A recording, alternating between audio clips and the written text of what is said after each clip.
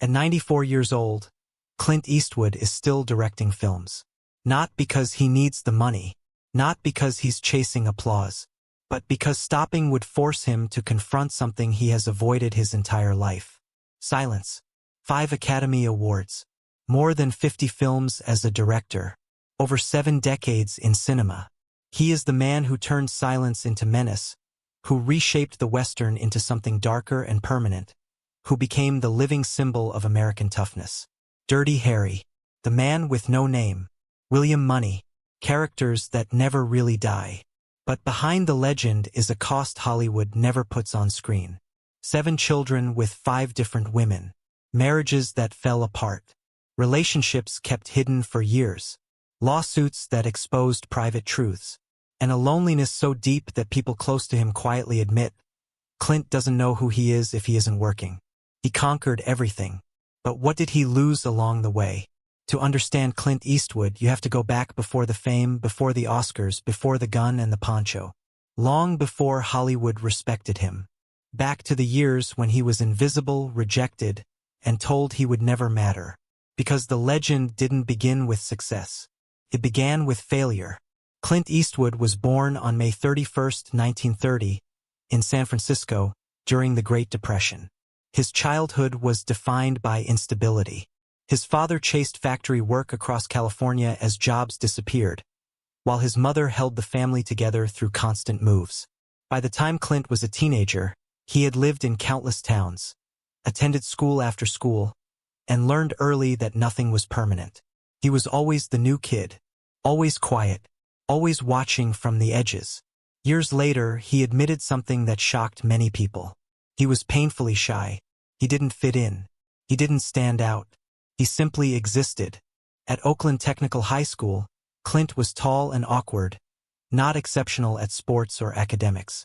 He worked whatever jobs he could find, gas stations, lumber yards, even firefighting crews. No one opened doors for him. If he wanted something, he would have to endure for it. At 21, he was drafted during the Korean War. Stationed at Fort Ord, he avoided combat overseas. But the military taught him discipline and emotional control. Then came a moment that nearly ended everything. While aboard a Navy aircraft, the plane crashed into the Pacific Ocean. Clint swam miles through freezing water to reach shore. Later, he recalled it simply. He just kept swimming. There was no hero speech, just survival. That mindset would define his life. When he returned to Los Angeles in the early 1950s, Clint had no plan and no connections. Hollywood felt unreachable.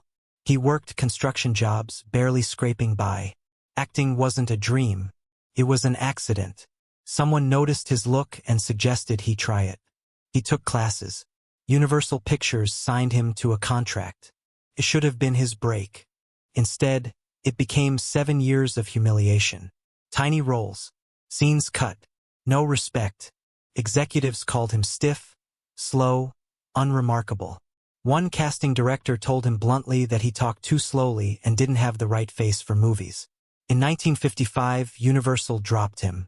Clint Eastwood was discarded, forgotten, and nearly broke. He survived on television guest roles while his wife worked to support them.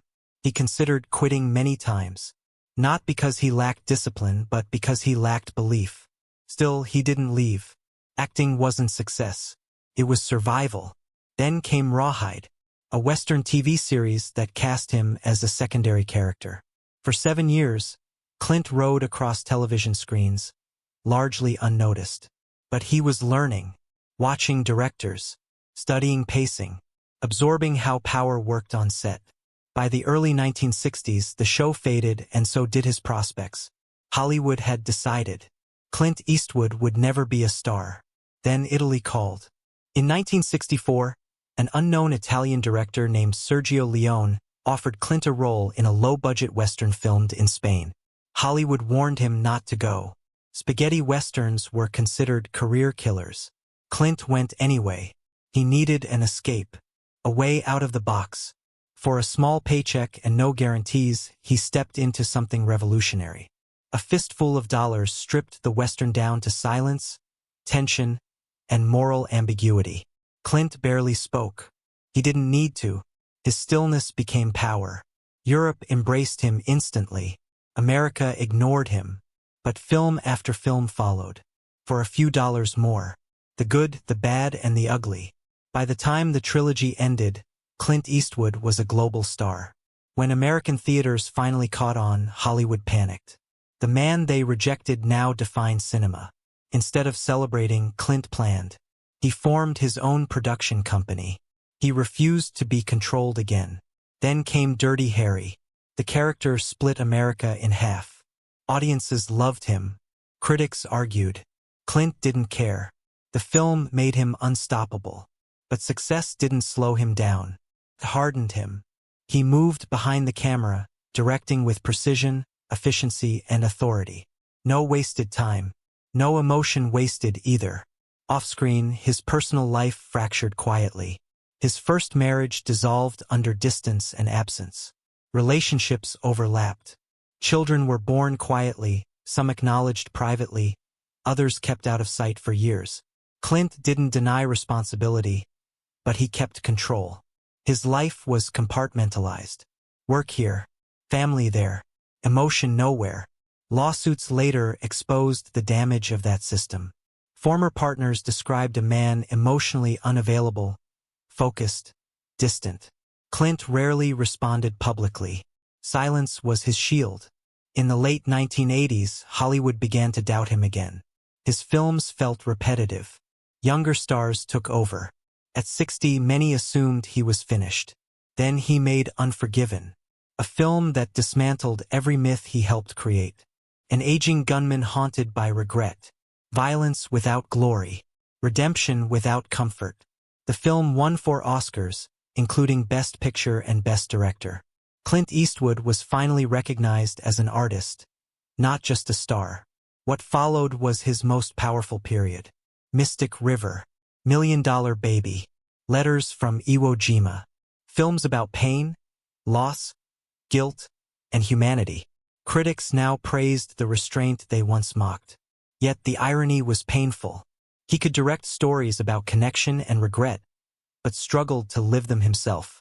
Politics later fractured his public image.